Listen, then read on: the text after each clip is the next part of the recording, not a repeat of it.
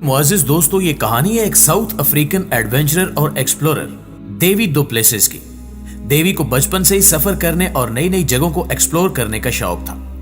Amazon जाने से एक साल पहले यानी कि साल 2011 में भी डेवी 9000 मील तक साइकिलिंग कर चुके थे।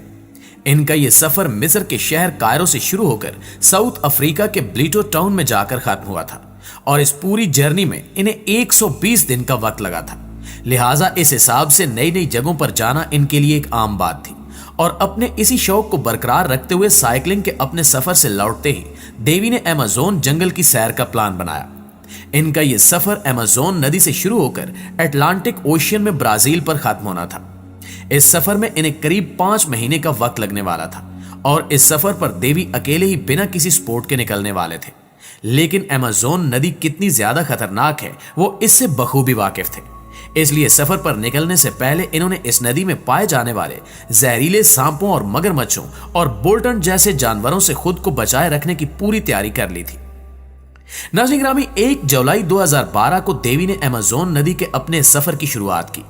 हर रोज वो 10 से 12 घंटे तक अपनी छोटी बोट को लगातार चलाते रहते थे। रात होने पर या तो वो बोट में ही सो जाते या फिर जंगल में अपना कैंप लगाकर वहां रेस्ट करते और सुबह होते ही फिर से सफर पर निकल पड़ते। डेवी को अपने सफर पर निकले अब करीब 2 महीने का वक्त हो चुका था और इस दौरान इनका सामना अमेज़न नदी और जंगल के कई तरह के खतरनाक जानवरों से भी हुआ। लेकिन बावजूद इसके अभी तक इनका यह सफर काफी शानदार चल रहा था। लेकिन सफर के 56वें दिन जब वो अपनी कश्ती को आगे बढ़ा रहे थे तभी एक दूसरी बोट उनके आगे से तेजी से निकल कर गई जिसमें 2 आदमी सवार थे। लेकिन कुछ ही दूर जाने के बाद ये बोट उनकी आंखों से ओझल हो गई। डेवी अभी उस बोट के गायब होने के बारे में सोच ही रहे थे कि अचानक उनकी कमर से एक तेज रफ्तार और कोई नोकीली चीज आकर टकराई। इन्हें ऐसा लगा जैसे इनकी पीठ में तेज रफ्तार छुरा घोंप दिया गया हो, लेकिन यह कोई छुरा नहीं बल्कि एक तीर था जो सीधा उनकी रीढ़ की हड्डी में पेवस्त हो चुका था, जिसकी वजह से उनके जिस्म के ऊपरी हिस्से ने काम करना बंद कर दिया था और तीर लगने के साथ ही वो सीधा बोट से नदी के पानी में आ गिरे। इस दौरान डेवी तैरने के लिए अपने हाथ पांव हिलाने की कोशिश तो कर रहे थे, लेकिन जिस्म का ऊपरी हिस्सा पैरालाइज हो जाने की वजह से वो अपने हाथों को हिला तक भी नहीं पा रहे थे। जिस्म के काम न कर पाने की वजह से वो सीधा नदी की सतह से जा टकराए। सतह से टकराने के साथ ही उनकी बॉडी में थोड़ी हलचल हुई और वो अपनी टांगों को झटका देकर पानी में नीचे से ऊपर आने लगे। ऊपर आते ही उन्होंने अपना सर पानी से बाहर निकालकर चारों तरफ देखा, लेकिन उन्हें वहां कोई भी नजर न आया सिवाय पानी में तैरती हुई अपनी छोटी सी बोट के, जो कि डेवी के पानी में गिरने के साथ ही उलट चुकी थी। अपनी बोट को देखते ही डेवी जैसे तैसे करके उसकी तरफ बढ़े, लेकिन अभी डेवी ने अपनी बोट को छुआ भी नहीं था कि तभी एक और तीर आकर उनके चेहरे के बाएं हिस्से को छूते हुए निकल गया। उस तीर के लगते ही डेवी एक बार फिर अपने होश हवास भूल गए, लेकिन फिर भी हिम्मत दिखाते हुए बड़ी मुश्किल के साथ अपने जिस्म को घसीटते हुए वो नदी के किनारे पर पहुंच गए। अभी डेवी नदी के किनारे पर पहुंचे ही थे कि एक तीसरा तीर आकर उनके चेहरे के दाएं हिस्से पर लगा। उस तीर के लगते ही उनके चेहरे में एक सुराख हो गया और उनके जिस्म से काफी ज्यादा खून बहने लग गया और वो जमीन पर गिर गए। डेवी को कुछ समझ ही नहीं आ रहा था कि आखिर ये तीर उन पर कहां से चल रहे हैं। डेवी ये सोच ही रहे थे कि तभी उन्हें नदी में अपनी तरफ तेज रफ्तार के साथ आती हुई एक बोट दिखाई दी और उस बोट के किनारे पर आते ही उसमें से एक शख्स नीचे उतरा। ये वही शख्स और बोट थी जो अब से कुछ ही देर पहले डेवी के सामने से होकर गुजरी थी और फिर कुछ ही देर में गायब हो गई थी। उस शख्स को देखते ही डेवी को सारा माजरा समझ आ गया और इन्हें अपनी एक बड़ी गलती का एहसास भी हो गया जो कि उन्होंने अपने इस सफर के शुरू होने से पहले ही कर दी थी। दरअसल उस नदी में पाए जाने वाले खतरनाक जानवरों से बचने के लिए तो डेवी ने पूरी तैयारी कर ली थी, लेकिन इन सब के दरमियान वो खुद पर आने वाले एक खतरे को पूरी तरह से भूल चुके थे और वो खतरा था अमेज़न नदी के खतरनाक आदिवासी लुटेरे। ये लुटेरे अपने सामने आने वाले हर शख्स को मौत की नींद सुलाकर उसका सारा सामान लूट लेते थे। उन लुटेरों पर ना तो डेवी का ध्यान गया और ना ही इनसे बचने के लिए उन्होंने कोई मंसूबा बनाया था। डेवी को समझ आ चुका था कि उन पर तीर चलाने वाला कोई और नहीं बल्कि ये अमेज़न नदी के लुटेरे हैं और ये जो शख्स बोट से उतरा था इसका ही दूसरा साथी छुपकर इन पर तीर चला रहा था। डेवी के दिमाग में ये सब कुछ चल ही रहा था कि तभी उन्हें जिंदा देखकर उस लुटेरे ने डेवी को मौत के घाट उतारने के लिए एक लंबा और तेज धार चाकू निकाला। मौत को अपने इतना करीब देखकर अपने आप को जिंदा बचाने के लिए डेवी के जिस्म में एक बार फिर से हिम्मत आ गई और वो उठकर भागने लगे।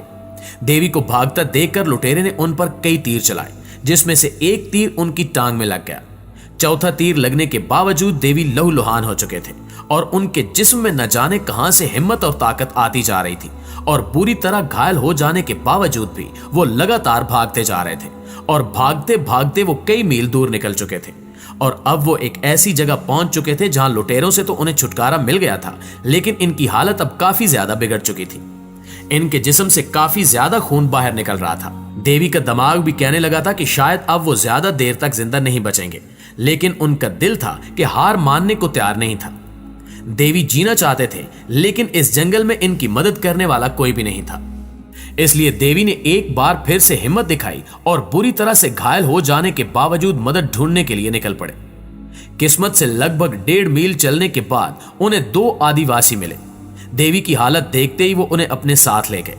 देवी अब इस कदर घायल हो चुके थे कि अगर इन्हें वक्त पर हॉस्पिटल न पहुंचाया जाता तो वो किसी लम्हे भी दम तोड़ सकते थे, लेकिन नजदीकी हॉस्पिटल भी वहां से काफी दूर था और इन आदिवासियों के पास भी कोई जदीद सवारी नहीं थी जिससे वो जल्दी जल्दी देवी को हॉस्पिटल पहुंचा सके। इसलिए वो आदिवासी देवी को अपनी बोट में डालकर हॉस्पिटल के लिए निकल पड़े। नाज़रीन गिरामी, आपको बताते चलें कि ये सब आदिवासी पैसों के लालच में कर रहे थे, यानी अगर वो देवी को हॉस्पिटल पहुंचा देंगे तो बदले में देवी भी इन्हें कुछ माल जरूर देंगे। लेकिन जब इन्हें पता चला कि देवी का सारा पैसा और माल लुट चुका है तो वो उन्हें बीच रास्ते में ही छोड़कर वापस चले गए। देवी में अब इतनी हिम्मत नहीं बची थी कि वो उठते और आगे चल सकते। इतने लंबे अरसे से मौत से लड़ने और हिम्मत दिखाने वाले देवी भी अब हिम्मत हारने लगे थे। वो ये मान चुके थे कि शायद मौत अब उन्हें किसी भी लम्हे गले लगा सकती है, लेकिन इनकी किस्मत को कुछ और ही मंजूर था। दरअसल देवी को वहां से छोड़कर जाने के बाद दूसरे कबीले के आदिवासी उन्हें वहां मिल गए और उन्हें वहां से थोड़ा और आगे एक और जगह पर पहुंचा दिया। फिर आगे एक दूसरे कबीले के आदिवासियों ने उन्हें थोड़ा और आगे पहुंचाया। इस तरह अलग अलग आदिवासियों की मदद से देवी हॉस्पिटल तो पहुंच गए, लेकिन हॉस्पिटल पहुंचने के बाद भी इनकी मुसीबतें कम नहीं हुई। दरअसल हॉस्पिटल पहुंचने के बाद देवी के पास ना तो इलाज करवाने के पैसे थे और ना ही डॉक्टर देवी की जुबान समझ पा रही थी। इसलिए देवी ने अपनी मां को फोन करके सारा वाकया बताया। देवी की मां ने समझदारी दिखाते हुए फेसबुक पर इस वाकये को डालकर मदद की अपील की।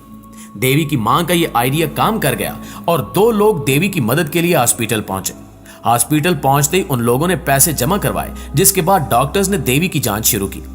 देवी के जख्मों की जांच करने के बाद डॉक्टर्स ने कहा कि इनके पास कोई ऐसी फैसिलिटी नहीं है जिससे वो देवी का ऑपरेशन कर सके, जिसकी वजह से डॉक्टर्स ने देवी को पेरू के एक हॉस्पिटल में रेफर कर दिया। लेकिन अब सबसे बड़ी परेशानी ये थी कि शाम के करीब 6 बज चुके थे और रात के वक्त कोई भी जहाज उड़ान नहीं भरता था।